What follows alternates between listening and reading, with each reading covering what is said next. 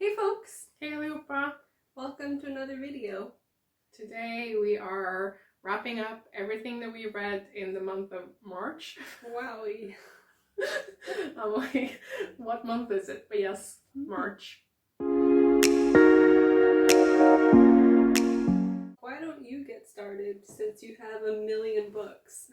Okay, the first book that I finished this month was The Vanishing Half by Britt Bennett, and I gave it a 5 out of 5 stars. Nice. It was very good. It's basically about these two twin sisters who run away from home and then their life kind of split off.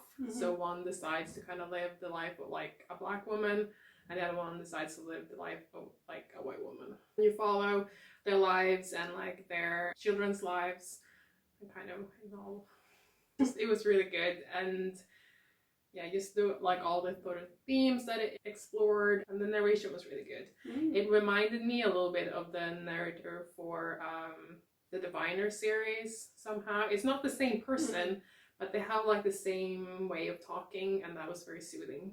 The first book I read was Never Caught, and the subtitle is The Washingtons' Relentless Pursuit of Their Runaway Slave Ona Judge. I gave this 4 out of 5 stars. I thought it was really good and really interesting. It tells the story of George Washington's slave, the first president of the United States, and how she escaped from slavery, and George Washington and his wife proceeded to try to get her back into slavery for the rest of their living lives, which is kind of depressing, but ultimately she ended up being free for a majority of her life. She escaped, I think, in her 20s, and she lived to her 80s. So it was uplifting in that sense, and it had a lot of really interesting facts. I mean, I knew that Washington had slaves, but I didn't really know anything about them. So it kind of was able to flesh out a few of the other slaves who were there, although the Washingtons owned literally hundreds of people. And as horrifying as that is, there wasn't room in the book to talk about every single one of them. I would recommend this. I think I saw it at work for the first time on like a page from some association that I was looking at, and it was either a finalist or the winner of a prize. And I thought, that looks interesting. Begged my dad to get it, and then he did, and kept asking me whether I'd read it. And then now I have. I actually started reading this in February, and then I took so long to read it because it was quite difficult to read through like accounts of how awfully people were treated, but would recommend it if you want to know more about people who are normally silenced in American history. The next book I read is Winter's Orbit by Everina Maxwell. This is like a space opera kind of book about two people who have to get married in order to save the world that they live in, I guess. So basically, one of the characters' husbands get murdered. Well, he's killed, but they think it's murder. And then they have to like suddenly get married within like a week or something. And then basically kind of follows them trying to figure out what happened to the previous husband and all that kind of jazz. I gave it a 3 stars. It was fine. I kind of wanted more development between the two characters, because one of the characters is like, he clearly has some sort of PTSD, or he's been through a lot of rough stuff basically. And the other character is more like easygoing and obviously very respectful, and I kind of wanted like their relationship to develop a little bit more and figure out like how to work together. I mean, they do work together in the book, but I don't know, I just kind of wanted more. And then some of the world building was a bit confusing, and there was a lot of names, and I was just like, wait, who is who in this like murder mystery? And I was just like, whatever, I don't really care that much. It was fine, like if you want to read some easy like kind of sci-fi without, you know, going into the very like deep space thing, then this is probably a good thing to start with. The next book I read was How to Fly in 10,000 Easy Lessons by Barbara Kingsolver. This was a gift from a family friend. I guess everyone knows that I have 2 thoughts poetry and gender. So that's what people give me. But it was really good. I really enjoyed it. I'd never heard of Barbara Kingsolver before. The poetry was like easy to read, even though it touched on some quite like deep thoughts about, you know, existing as a woman and navigating family relationships and loss and things like that. If you want some kind of lighthearted, easy to read poetry, why not check out this one? The next book I finished and read both physically and with audiobook was Maurice by Ian Forster. And this follows Maurice. I was like, wait, yes, and we kind of follow him going through, I don't know, secondary school, university, college, and then like kind of adulthood, I guess, and figuring out like his sexuality and how to live with his sexuality during the time that this book takes place. I gave it a 3 stars. Like, it was fine, but like it's written in a way that was not like super accessible. Like, it was easy to read, but like as like a 21st century person, I was like, this should have been developed and this should have been developed. But it was interesting in terms of like, especially Maurice is trying to convert himself to being straight, and that was kind of obviously hard. It's interesting how they thought about these kinds of things back then, and like how they thought sexuality was something, when we know today that it's a bit more difficult probably, or it's not like, oh yes, I will just convert into like something else. Yeah, not just deny everything about myself to be who people think I should be. Because obviously society back then was obviously not like welcoming to gay men or anyone that was not straight. But yeah, it was fine. It's apparently based on like someone that Ian Forster knew in real life, which was quite interesting. I think I want to watch the movie. I feel like the movie is better than the book. Yeah, I've heard very good things about the movie. Yeah. We should watch it together. I feel like it's an easier classic to maybe get through if you want to try some classics. Speaking of classics, I read 2 more Arsène Lupin books. Only got through 2 this month because I had quite a bit of time off from work, and I normally listen to them at work, but don't tell my boss. So I read Les Confidences d'Arsène Lupin, and then I also read L'Éclat d'Obus, which I felt a little cheated by that one because Arsène Lupin is only in one tiny bit, like 1 page of that book, and the rest is all like World War I stuff. I liked the mystery. There's like someone is murdered and they're trying, this completely other person is trying to figure out who murdered his father and how his wife's family is connected to that, and then there's the backdrop of World War I. But it also read as like anti-German propaganda a lot of the time, which it's of its time. It was written in like 1916. However, for a 21st century person, I was not interested in descriptions of how awful German soldiers were, things like that. So I don't think I can recommend that one. I did enjoy the other one. Les Confidences d'Arsène Lupin is a series of novellas. The narration of it is by Lupin's friend, who narrates some of the previous ones. It kind of reads a lot more like Sherlock Holmes and Watson. He's like explaining how his friend did all these things, which was much more interesting and more fun for me because I liked the friendship that Lupin and his friend have, and I don't even remember his name. I'm not sure it's mentioned in this book. I think it was mentioned in a previous book because Lupin involves him in a crime. So Lupin they like meet up sometimes and he's like, so have I told you about that time where I pulled off this heist? And he's like, no, please tell me more. Or on occasion, and in one of the stories, the narrator actually brings to Lupin's attention something that he thinks is mysterious, and he's like, help me solve this puzzle. So they like find long lost jewels and things, and it's more of a fun caper, which I enjoyed much more than the heavy war story.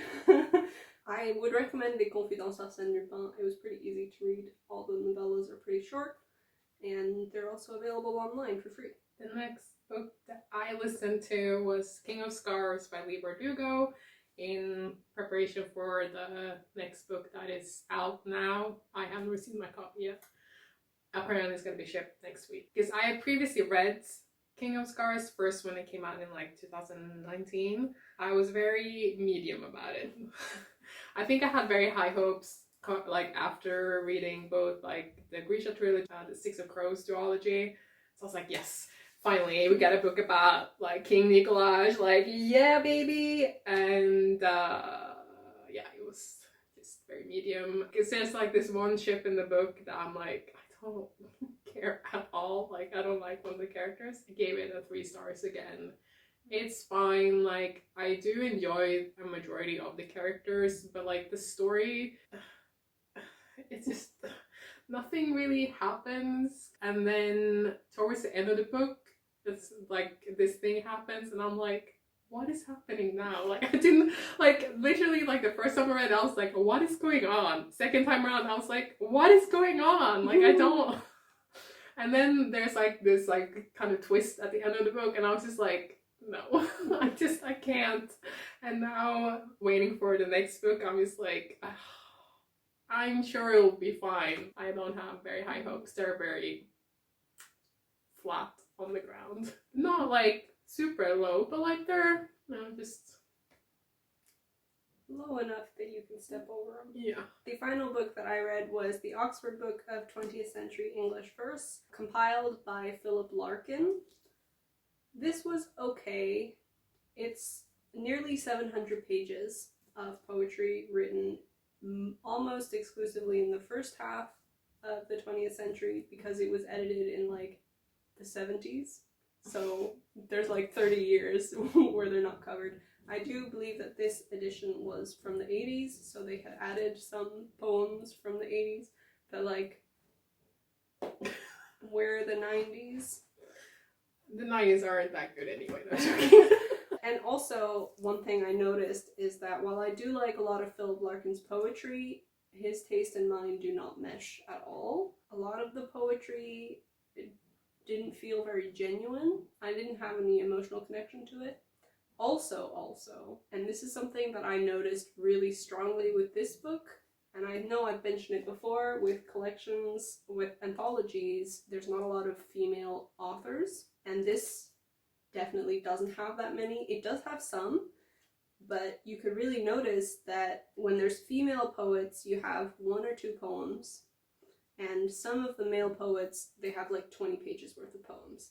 And I like a lot of these guys as much as the next person, but I want to know more about some of these other poets. One poet that I previously read, the one poem that is in here, and I would have liked to have known more, because that's her one really famous poem, but if you've gone to the effort of finding other poems, yeah. So it was a problem because there were a lot of poets that I really liked here, but if I had been introduced to them for the first time with this book, I wouldn't have liked them. And that's not like a great feeling. I mean, if you want to read a lot of poetry, this has it. Whether or not you'll like it, I don't know. Maybe we have different tastes in poetry. Okay, I have a few left.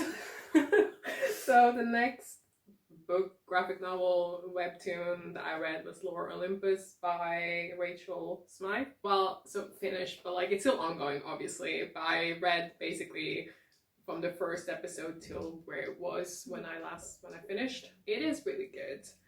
It's so good. I really like the dynamic between Persephone and Hades.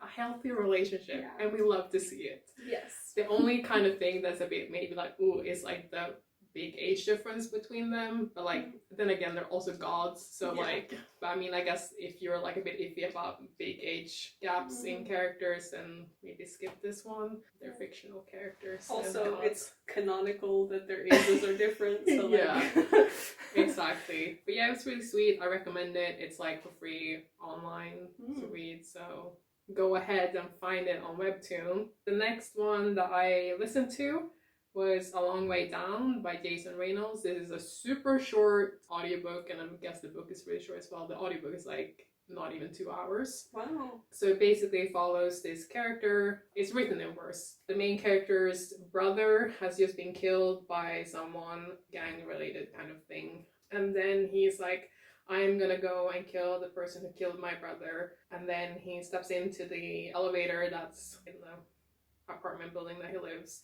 And then at each level, someone steps in. That's all I will say. Da-da-da-da. But yeah, it was really good. It kind of like reflects on like gang violence. And one of the best parts of the book was actually the afterword that the author has in the book, where he talks about like how he wrote this book and he spent a lot of time with like young people who are in jail. That was probably the best part of the book. I mean, the whole book was really good. I gave it like a 4 out of 5 stars, but like, I don't know, somehow that I just like, oh, yeah, it was really good. I do want to find more stuff with Jason Reynolds. It was really good. Next book I read was Actor Age E. Brown by Talia Hibbert. I gave this a 3 out of 5 stars. Don't come for me.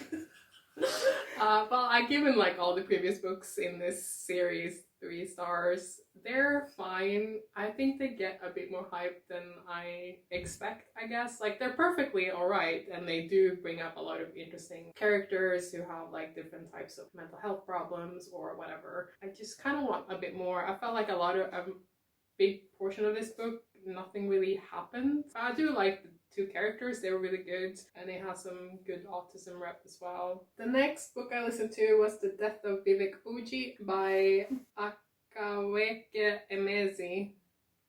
Sorry for the pronunciation. This was a really good. I wrote 4 out of 5 stars, but it's probably more like a 5 out of 5 stars. So this follows the death of Vivek Oji, surprisingly, but it's kind of told from the perspective of his cousin and his mother, the emotions that they're going through because of his death. And there's some short chapters from Vivek's point of view as well. It takes place in Nigeria, which was quite interesting. I haven't read a lot of books that takes place outside of like the US and the UK, basically. Vivek as a character was just wonderful.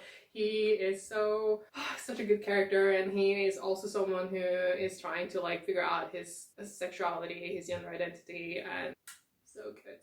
It was really good. I recommend this. It is about like someone who's dead in the book. It was just still a really good book. It was sad. I don't know. I just felt like very like, what a good book. When I was reading it, like even when it was like super sad, I was like, this is so good. The next book I read was A Darkened Star by Ashley Shuttleworth. This is an urban fantasy set in Toronto, also a very interesting location. I've never read a book set in Toronto before, and it has a lot of fae and all that jazz. It was a lot. So this follows 4 characters, some of them half human, some of them fae, some of them some other kind of otherworldly being. They're trying to figure out who's murdering half fae, half human people. Ironborn, they're called in this book. I wanted to like this book because it has like a lot of queer representation, but first of all, it's very white, and second of all, there was so much going on in this book that I struggled. Towards the end of the book, I was just like, I can't anymore. Like, it's all of a sudden like Dungeons and Dragons is brought in as like, I can't. I gave this a 2 out of 5 stars. Like, it's well written, it's a bit info dumpy, but it was just so much going on. So many different types of like creatures and gods and kings and blah de blah, and I was just like, chill out. I don't think I will continue the series, even though there's like one character who I'm like, I'd like to know what happens with that character. I don't know if that's enough to pull me through another 500-page book. And the very last book / graphic novel / webtoon that I read this month was Castle Swimmer by Wendy Leanne Martin. And again, I read up until where it's currently published, and it's really sweet. It's kind of set in like a mermaid type world. Everything's the ocean. It follows the character who is the chosen one, who's supposed to solve all the prophecies in this world, and then the prince of the sharks, and they kind of meet, and then it kind of goes from there. It's really sweet, very cute. It has a lot of like good representation as well. You can read it for free on Webtoon. I would suggest you do so. And that's it. That's all the books I read. Woo! That was so many books. I know, I read 10 books this month. Gosh. And I hauled some stuff as well. So did I. I know. A first for this year. Yes. I can mention 2 books that I hauled, which I've already shown. These 2, Illumicrate and me reordering it. I got this one. I swapped a book on Depop, so I sent some book, I don't remember what it was, and then that person sent me this. So I will actually be reading this in April along with the other In-World Grisha book for the show that's coming out in April. She does not stop talking about it. I'm so excited. And then I bought these from Depop as well. So this is the Fairloot edition that has some extra stuff. And then the person included the second book as well. Oh yeah, maybe I should mention what they are. So The Beautiful and the Damned by Renee Audier. This is like set in New Orleans in like the 1800s, but it's vampires. I've heard like medium stuff about it, but I'm excited. I'm sure it will be trashy enough for me. I did another swap on Depop and I got a hardcover book of Truly Devious, which is the first book in the Truly Devious series. I have it in paperback, but I have all the other books in hardbacks. I kind of wanted like the set, you know? But yeah, I really recommend this series. It's really fun. It's like one of the few crime books-ish that I love. This was like literally on the edge of my seat reading it. It's so good. And the other 2 books in the series, and there's a 4th coming out, is really good. But especially like the first and the second one, I was just like, oh my god, I need to know what happens. Like literally didn't want to put it down. That's how good that was. And then this one, I pre-ordered this, but I'm like, I don't remember what this is about. But it's about witches and they're sapphic. I mean, that's all I really need to know. A nice cute little cover. It is cute. And then this is a Fairloot book, this Golden Flame. And I don't really know what this is about either. It has a nice art underneath the dust jacket, which I really like. I think this is fantasy / sci-fi-ish from what I've understood. And then finally, I got this book yesterday, so right on time, because yesterday was the last of March. It's The Unbroken by C.L. Clarke. This is from Illumicrate as well. It had some little stuff on the hardcover. And this is like about rebellion and 2 people doing a revolution or something. I'm really excited. I do want to read this. And I think Illumicrate, they host like read-alongs every month, which Fairloot obviously also does. It's an easy way to read a book quickly. And that's it. That's all the books. I also got books. I also hauled books. I joined kind of like Illumicrate and Fairloot. It's a book box of poetry. So, Of course. you know me. It's your brand. So I got sent 6 books, and I think you get sent 6 books every quarter. So this was March. I got Living Weapon by Rowan Ricardo Phillips. Never heard of him. All of these had come out in 2021. Oh. So they're like very, very recent. So I don't know anything about him, but I guess I will. I love that it's a Faber and Faber edition. I love those. So, and then Ransom by Michael Simmons Roberts. I like the cover. This is one of the most hilarious pieces that are at the British Museum. It just always cracks me up because it's just like, it's massive. This is huge. It's bigger than a person, and it's just one horse's head. That cracks me up, so I'm predisposed to like this, but again, I know nothing about Michael. Then I got Riding the Camp by Yusuf Kasmieh. This looked very interesting to me because it's written by a refugee, I think. Another voice that you don't hear a lot generally, so I'm excited to dive in. Then we've got The Stone Age by Jen Hadfield. I have heard Jen Hadfield's name before, but I don't know where. So I'm excited to see what she has for me here. I also like the cover. The cover painting is by Christy Tate. Again, yeah, I don't really have a lot to say because I don't know anything about them.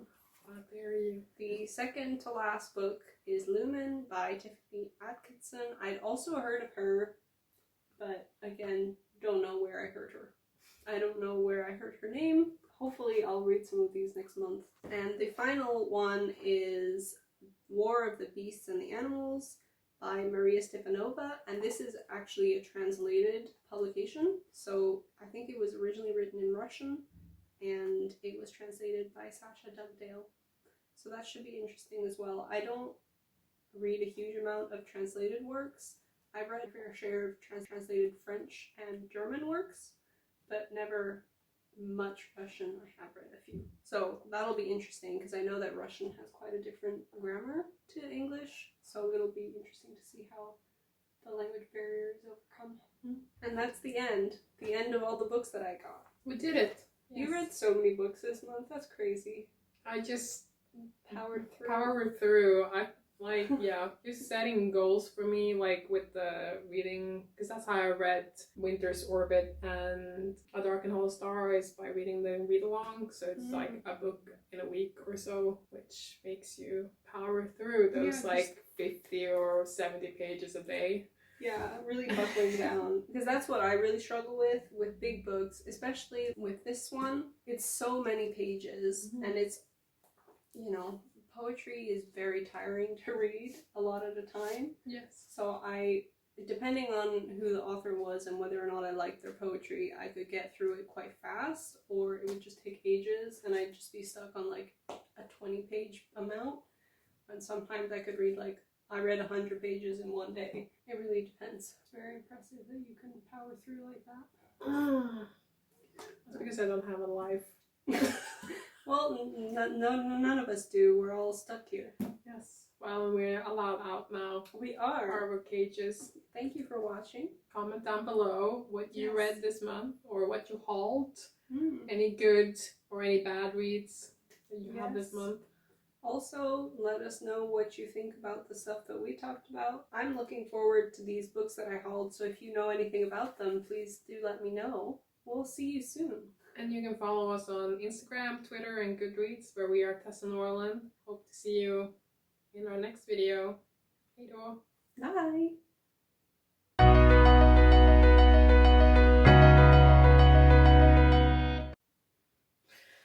Now it's time for lunch. I only have 10 more minutes.